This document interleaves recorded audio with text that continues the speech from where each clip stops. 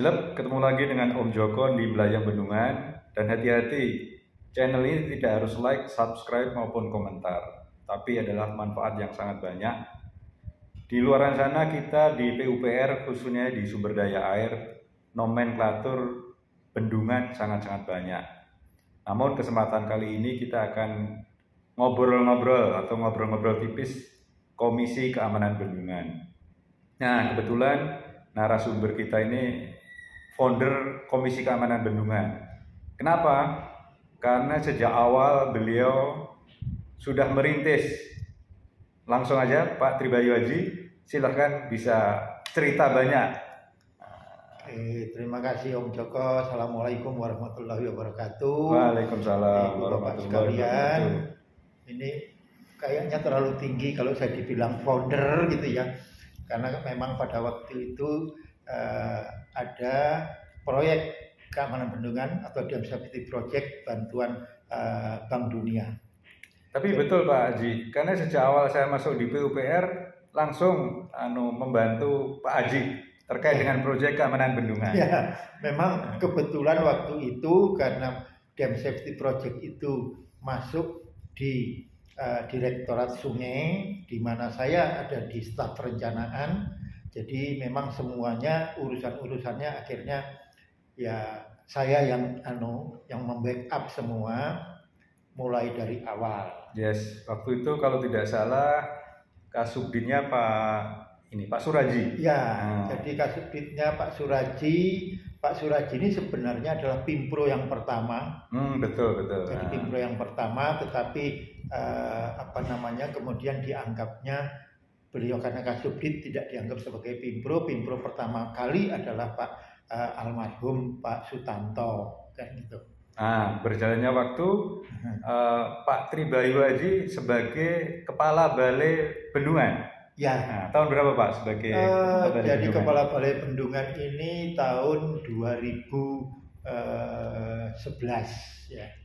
Tahun 2011 saya kebetulan diberi amanah menjadi Kepala Balai Bendungan. Nah, teman-teman ingat sekali pada saat Pak Tribayu Haji sebagai Kepala Balai Bendungan, beliau meresmikan kantor di sini, betul Pak Haji ya? Ini gara-garanya sebenarnya karena kembali lagi bahwa asal muasal dari keamanan bendungan ini adalah Dam Safety Project. Bank Dunia nanya waktu saya jadi kepala balai di sini, nanya ini kenapa balai bendungan ini niat enggak sih mau buat kantor? Kan itu. Nah, terus saya sounding loh. Saya bilang saya masih butuh kantor karena kebetulan waktu itu bersamaan dengan selesainya kampus Patimura, kantor Pak Menteri itu sempat membuat heboh. Iya.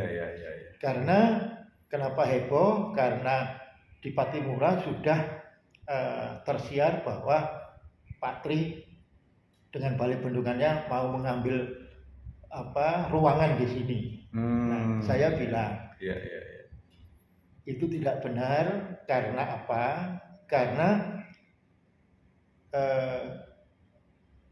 di Pasar Jumat awalnya kami punya ruangan kurang lebih 900 meter persegi. Oke. Betul sekali Pak Tri atau teman-teman. Ini kalau Pak Tri nanti cerita perjalanan itu sangat panjang sekali.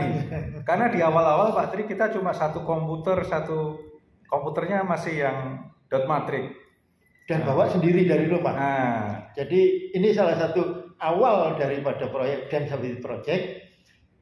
Kami itu 12 orang mengawali di gudang bekas Westarum Kanal di Bekasi. Kemudian pada waktu saya lapor dengan Pak Dirjen, saya dimarahin. Bahkan kita sempat pindah ke Bekasi. Betul ya, ke Bekasi sempat pindah ke Bekasi, di mana di Bekasi di bekas gudang itu kursinya cuma 6. Orangnya 12, kursinya cuma 6. Nah, teman-teman, inilah perjalanan bagaimana akhirnya terbentuknya Komisi Keamanan Bendungan.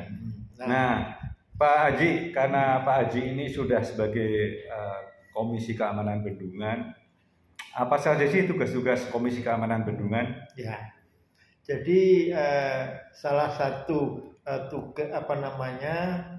Dam Safety Project itu adalah membentuk institusi keamanan bendungan, yaitu Komisi Keamanan Bendungan. Alhamdulillah beliau sudah salah satu anggota Komisi Keamanan Bendungan. Dulu awal-awalnya kami membentuk Komisi Keamanan Bendungan ini dengan anggota 13 orang, karena Komisi Keamanan Bendungan ini adalah ad hoc, tim kerja, jadi 13 orang antar departemen. Jadi bukan hanya PU waktu itu. Jadi sudah ada dari lingkungan, ada dari ESDM, dari PLN, bahkan ada dari BIN ya. Dari BIN, dari dalam hukum, dalam negeri. Jadi semua ada wakilnya. Malahan pada waktu saya menghadap ke BIN, saya ditanya butuh pasukan berapa banyak. Gitu. Pada saya bilang, oh enggak Pak, ini kami karena sifatnya adalah ad hoc dan adalah untuk pembahasan-pembahasan, jadi tidak Pak, yang penting ada perwakilan. Dan salah satu direktur yang mengawali dari BIN itu dulu ada direktur D, itu yang mengawali. Jadi ya saya dulu istilahnya sering keluar masuk kantor BIN karena bawa kantor surat. Karena dari dulu saya berprinsip bahwa setiap pembahasan itu seminggu sebelum pembahasan hari H itu bahan sudah dibagi. Oke, sip. Tapi berjalannya waktu sekarang tuh bendungannya bertambah banyak, dan teman-teman juga istilahnya ya overload. Karena kami sekali lagi dari KKB ini adalah tim ad hoc, nggak mungkin akan mengevaluasi, salah satu tugasnya mengevaluasi keamanan bendungan. Karena kami tugas utamanya adalah memberikan rekomendasi kepada Bapak Menteri untuk menyatakan bahwa bendungan ini bisa dibangun atau dioperasikan, atau mungkin katakanlah nanti mungkin kalau sudah selesai akan dihapus. Oke, terima kasih teman-teman. Jadi tadi kata kuncinya adalah merekomendasikan ke Bapak Menteri PUPR. Dan kaitannya penghapusan sudah ada 2 bendungan Pak Tri. Ya, jadi bendungan mana itu Pak ya? Yang dihapus, yang sudah mengikuti kaidah-kaidah keamanan bendungan adalah karena sudah selesai fungsinya. Kebetulan ini adalah sebenarnya bendungan limbah tambang. Yang di Namuk, bendungan Namuk ya? Bendungan Namuk dan bendungan Nakan. Jadi itu di Long Iram, kira-kira 1 jam terbang pakai heli ke ke daerah sebelah barat. Iya. Terima kasih Pak Tri. Ini ngobrol-ngobrol singkat, padat, akurat dan mantap. Harapan ke depan nih Pak Tri sebagai Komisi Keamanan Bendungan dengan engineer muda khususnya yang di PUPR maupun di luaran sana, apa kira-kira harapan Pak Tri?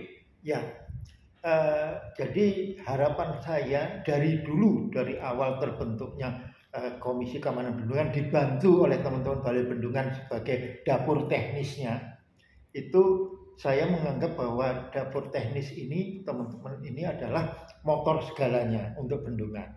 Oleh karenanya di sini selain membina teman-teman, juga kita istilahnya sebagai diklat untuk teman-teman yang ingin terjun ke dalam bendungan.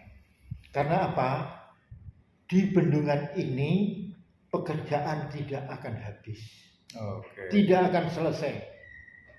Apalagi kaitannya dengan OP ya. Karena apa? Kita melihat sekarang salah satu tugas yang tadi kami sampaikan memberikan rekomendasi itu mulai pertama adalah merekomendasikan desain bendungan adalah benar. Jadi rekomendasi untuk sertifikasi desain. Kemudian setelah rekomendasi desain ada rekomendasi untuk pelaksanaan konstruksi. Kemudian ada selesai konstruksi ada sertifikasi pengisian awal. Kenapa disebut pengisian awal? Karena mayoritas di kita adalah bendungannya adalah urukan tanah dan urukan batu. Itu tidak boleh diisi sekaligus. Jadi harus bertahap. Yes. Kemudian selesai, apabila dia sudah bendungan itu sudah katakanlah limpas ataupun 2 tahun dia sudah terisi, akan dimunculkan bagaimana operasinya. Dan yang terakhir adalah penghapusan. Nah, oleh karena itu ada 4 sertifikat utama ini yang terus dikaji oleh teman-teman. Jadi kenapa harapan kami bahwa kami berharap banyak teman-teman yang bisa masuk untuk belajar belajar mengenai ilmu tentang bendungan. Karena apa? Di bendungan ini semua ilmu terpakai.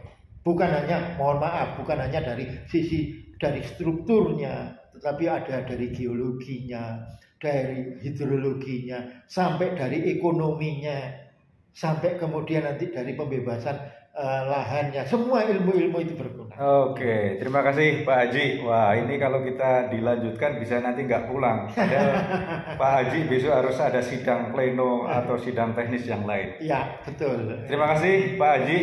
Mudah-mudahan ada manfaatnya. Kita ngobrol-ngobrol.